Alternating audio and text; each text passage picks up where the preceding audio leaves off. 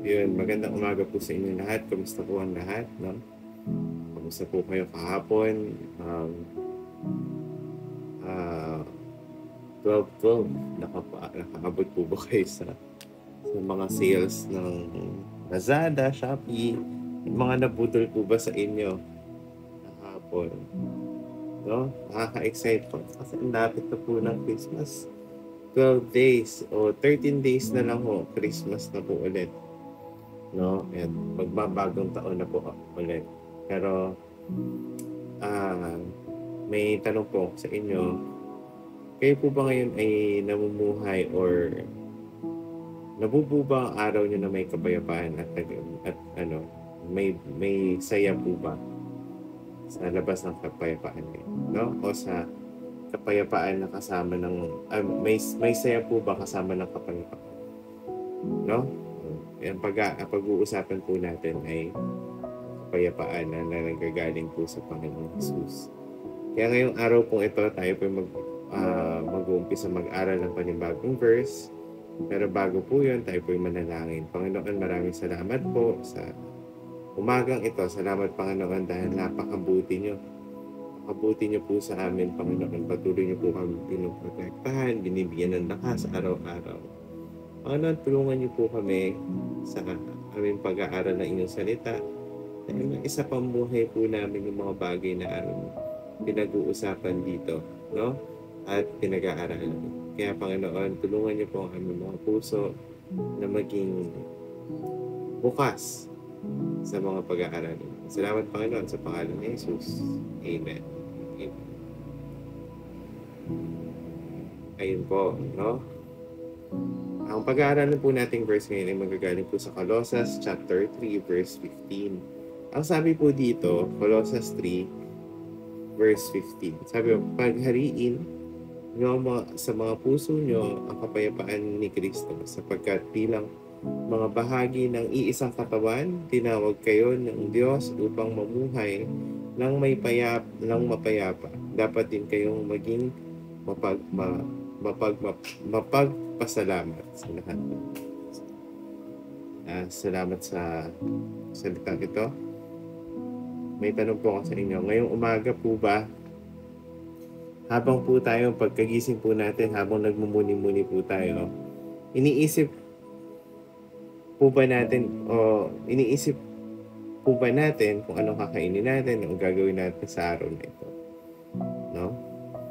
Pag-isipan po natin ang mga bagay na nagpapasaya at nagbibigay kapayapaan sa ating puso, no? Yung iba po dyan, nagpapasaya, marahil yung iba, iniisip po nila ang kanilang asawa, jowa, o special someone na nagbibigay ngiti po, no? Pero alam niyo po ba, inuutusan po tayo ng salita na gagaling po sa chapter 3 ng Colossus 3:15. Inuutusan tayo na paghariin natin sa ating mga puso ang kapayapaan na nanggagaling po sa Panginoon sa Kristo. No? Title po, paghariin ang kapayapaan ni Kristo. Ang kapayapaan ng Diyos ay hindi tulad ng kapayapaang inaalok ng mundo. Marahil feeling natin na secure tayo dahil meron tayong pera, meron tayong health card, kung ano-ano pa. Hindi, pero ang pinagkaiba po nun, yun po ay nauubos na yung expired at nawawala rin po. Pero yung kapayapaan po na galing po sa Panginoon ay hindi po nauubos. Sabi nga po ito ay kapayapaan na nanggagaling sa tiwala sa Kanya. Kahit na nasa gitna tayo ng kaguluhan, bilang mga bahagi ng katawan ng Diyos o ng Panginoong Jesucristo, tinawag tayo upang mamuhay na may pagkakaisa at pagkakaunawaan. Ito po yung kapayapaan sa kapwa natin. Mahalaga rin po maging mapagpasalamat tayo sa anumang sitwasyon dahil ito ang paraan upang mas maipamalas ang kapayapaan na nanggagaling sa Panginoong Jesucristo na papunta sa ating buhay. No? Minsan, ang hirap intindihin dahil ang feeling natin hindi kumikilos ng Panginoon. Pero alam niyo po, ang Panginoon po, inaayos po ang ating mga puso, pinapatibay niya po ito para magkaroon po tayo ng tunay na kapayapaan na aasa po tayo sa Kanya. Tandaan niyo po, katulad po ng pinag-aralan natin kahapon, na hindi niya po tayo pababayaan kailanman. No? Lagi po natin siyang kasama, lagi niya pong ipo-provide yung mga pangangailangan natin. Hindi man sa yung eksaktong, kumbaga hindi man ganun kadami, pero laging perfect timing or laging tama yung pinoprovide ng Panginoon para sa buhay. No? Kaya ang kapayapaan po ng Panginoon sa Kristo ay paghariin natin sa ating buhay para ganun din po tayo sa ating kapwa. Meron tayong pagmamahal sa kanila, meron tayong pagkakaisa sa mga kapwa natin mananampalataya. Kaya hindi rin po mananampalataya as long na maging peacemaker po tayo sa kanila. No? Mga tanong po ngayong araw na to. Ano ang mga nagpapahadlang o humahadlang sa kapayapaan ng Panginoong Hesus na maghari sa ating mga puso, no? Ano ba yung mga pangamba at alalahanin natin, no? Baka kailangan po natin talagang dumulog sa Kanya at ibigay po sa Kanya lahat, no? Anong isang bagay na maaari mong ipagpasalamat ngayon? Ano naman po yung mga bagay na kahit isa lang po, ano yung gusto niyo po ipagpasalamat sa Panginoon? Baka minsan nakakalimot po tayo na ito po yung nakakalungkot, na pag na-receive na po natin yung blessing sa Panginoon, minsan nakakalimutan na po natin siya. Hopefully, lagi po natin pinagpapasalamat lahat ng bagay.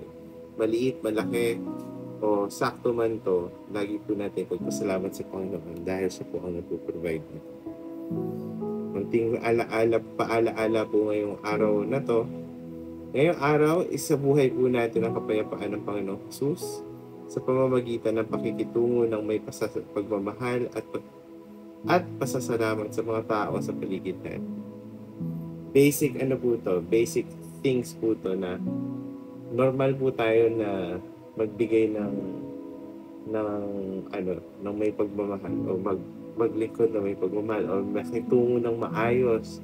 Yung gumalang lang is napaka laking bagay na, no?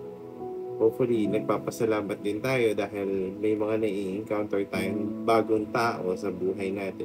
Pwedeng makatulong o pwedeng maging gamitin ng Panginoon sa ikalalago natin sa Kanya, no? Kaya talagang purihin ng Panginoon sa Kanyang salita. Laging nagpapaalala, laging nagbibigay guidance sa atin at ulit-huli, ang kapayapaan po talaga ay nanggagaling lang po talaga sa Panginoon sa Kristo. Sige po, tayo po'y manalangin. Panginoon, maraming salamat po sa inyong kabutihan, salamat sa inyong talagang kapayapaan, Panginoon, yung kasiguraduhan na ibinibigay niyo sa amin araw-araw. Marahil kami nagdududa po sa mga nangyayari sa aming paligid, mga mahal lang po na magtiwala po ng maigi sa inyo or magtiwala po ng buo sa inyo. Pero tulungan niyo po kami, Panginoon, na basagin ito dahil hindi alam po namin na ang kapayapaan niyo ay higit pa po sa lahat ng problema o alalahanin namin. Kaya, Panginoon, sa araw pong ito, tulungan niyo po kami, gabayan niyo po kami, samahan niyo po kami, Panginoon. Salamat, Panginoon, sa pangalan ni Jesus.